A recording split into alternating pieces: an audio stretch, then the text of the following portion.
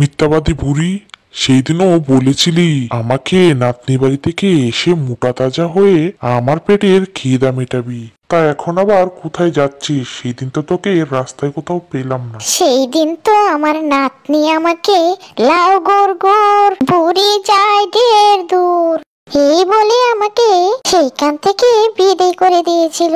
এখন আমি একে কি বলি? আরে ক্ষুধার্ত বাঘ, আমাকে খাওয়ার জন্য এত চটফট করছিস কেন?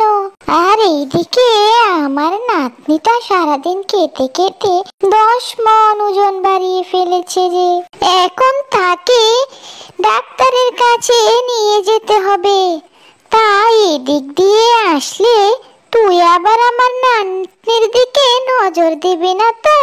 আমার নাতনিকে তোর মতো 10-5টা সিংহকে শেষ করতে পারবে না। এখন কি তুই আমাকে খাবি নাকি আমার নাতনিকে ডাক্তারের কাছে নিয়ে যেতে দিবি?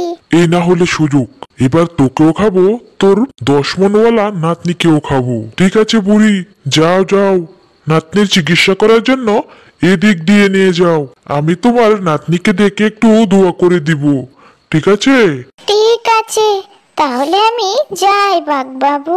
এই সব কিছু গাছের আড়াল থেকে একটি শিয়াল শুনে নেয়, আর শিয়াল বাঘের আগে এক রাস্তায় গিয়ে তার দল নিয়ে দাঁড়িয়ে থাকে বুড়ির অপেক্ষায়। বুড়ি ও তার নাতনি আসতে আসতে প্রথমে দেখা হয় শিয়ালের সাথে। তখন শিয়াল বুড়িকে বলল, অহে চালাক বুড়ি, সেই দিনও তোমার পথে বসেছিলাম, কিন্তু তোমার দেখা পেলাম কই?